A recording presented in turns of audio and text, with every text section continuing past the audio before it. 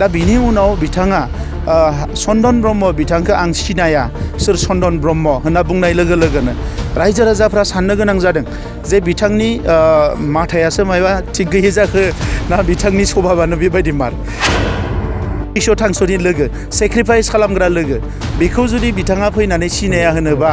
बाखि 35 लाख मानसिफोर बड'लेण्डनि बाखि लाख लाख बर' मानसिफोर बेखौ बोरै सिनायगोन समाव हाग्रामा महिलारि बिथाङा बुंदोंदि चन्दन ब्रह्मखौ नोंथांनि दलाव हाबनो थाखाय मोनसेबो जायगा होनाय नङा होनना चन्दन ब्रह्म बिथाङा बर' माहारिनि सोमावसारनायजों गोलाव समनिफ्रायनो जड़ित जाबोनाय सासे बेक्ति आरो BLT आव बिथाङा हाग्रामा महिलारिजोंनो एखेलगे सोमावसारदोंमोन जेब्ला निगोसिएशन जायो सरकारजों सावरायनाय जायो बै समाव हाग्रामा महिलारि बिथाङा सरकारजों सावरायनायाव बाहागो लायामोन जों मिथिगौ गेजेर गेजेरल' मोखां देखायोमोन किन्तु गासैबो खामानिखौ चन्दन ब्रह्म बिथांनि दैदेननायावनो आरोबाव दङ बिथांमोननि आं मुं लाया बे माखासे दैदेनगिरिफोरनि दैदेननायावनो गोरोबथासिम बिथांमोना खामानि मावदोंमोन आरो गोरोबथा खालामदोंमन गोरोबथा जाखांनायनि उनाव थोंजोङै थांनानै हाग्रामा महिलारि बिथाङा सिआरआव जिरायहैदों बिनि बादै जेबो नङा दा बिनि उनावबो सरकार सामलायनाय समाव मन्त्रि जानानै MLA जानानै आरो आगोआव डिपुटि चिफ जानानै गोबां खामानियाव हाग्रामा महिलारि बिथांखौ लेफ्ट राइट अरायसम चन्दन ब्रह्म बिथाङा आरोबाव सासे सानै दैदेनगिरि दङ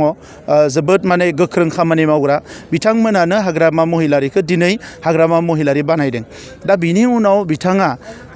चन्दन ब्रह्म बिथांखौ आं सिनाया सोर चन्दन ब्रह्म होनना बुंनाय लोगो लोगोनो रायजो राजाफ्रा साननो गोनां जादों जे बिथांनि माथायासो मायबा थिग गैयै जाखो ना बिथांनि सभाबानो बेबायदि मार दा सासे लोगो जांख्रिथायनि लोगो थैस' थांस'नि लोगो सेक्रिफाइस खालामग्रा लोगो बेखौ जुदि बिथाङा फैनानै सिनाया होनोबा बाखि 35 लाख मानसिफोर बड'लेण्डनि बाखि लाख लाख बर' मानसिफोर बेखौ बोरै सिनायगोन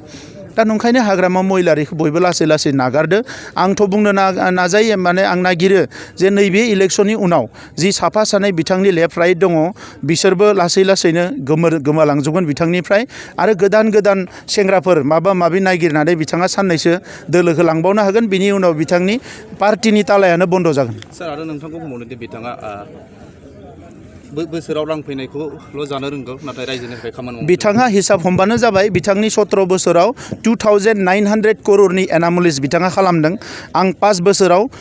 बेसां एनामलिस खालामदों मा खालामदों बिथाङा फैलायनाङा 5 बोसोरा जोबखांनायनि उनाव आं बिथांनो गावनो हिसाब होगोन आरो बिनि उनाव बिथाङा आंजों साहस दङबा जिरायबानो जाबाय आं दिनैबो जिरायगोन दाबो जिरायगोन 1 सेकेन्ड उनावबो आं जिरायनो रेडि जुदि हाग्रामा महिलारिया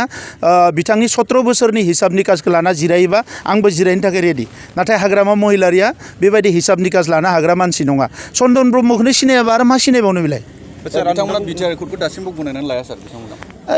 बिथांनि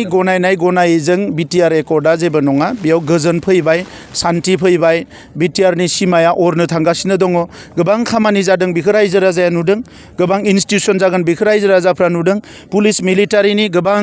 मोनसे समाव इमान अत्याचारमोन दिनै बियो गैला बिनि बिदा फंबायफ्रा न'आव फैनो हाजोब्बाय बेखौ रायजो राजाफ्रा नुदों दा बिनि उनाव आरो हाग्रामा महिलारिनि सार्टिफिकेट लानांगौथ' दरकार गैया हाग्रामा महिलारि बिथाङा मा मानसि बेखौ बयबो मिथिगौ दिनै बिथांनि सरकार फैनायनि उनाव जौ जुवा बेसेबां हिंसायारि थासारिफ्रा जालांबाय बर' समाज जौगानायनि थाखाय बबे मोनसे खामानिखौ बिथाङा मावखो जोंनियाव फैनानै जोङो हाजार हिसाब होगोन दायो थांनाय BTC इलेक्शनाव बिथाङा न'खर साख्रि होगोन होननानै रायजो राजाफोर होनानै बिथाङा गादियाव फैदों बिथाङा दासिम जोङो दासिम जिखिनि साखरि होबाय बिथांनि बायदि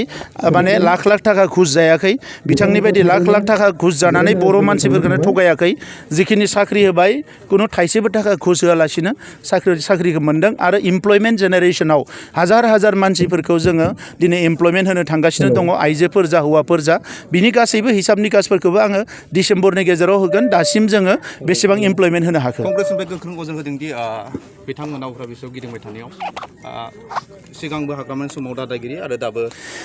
कंग्रेसनि बिजाथि गिदिंनायाव मानो दादागिरि बिथांमोनखौथ' वेलकामसो खालामदो जोङो बेरायनोसो होदो बिथांमोनखौ जोङो बेरायबा जों मोजां मोनगोन आरो दानि समाव गणतान्त्रिक जि प्रक्रिया गणतान्त्रिक जि आबहावा बेखौ गोख्रों खालामनो थाखाय जों खामानि मावदों जुदि कंग्रेसआ बबेबा जायगायाव माबा उसुबिदा मोनदोंबा पुलिसनो खोन्थानो हायो इलेक्सन कमिसनाव खोन्थानो हायो आरो बिथांमोना लुबैयोबा जोंनोबो खोन्थानो हायो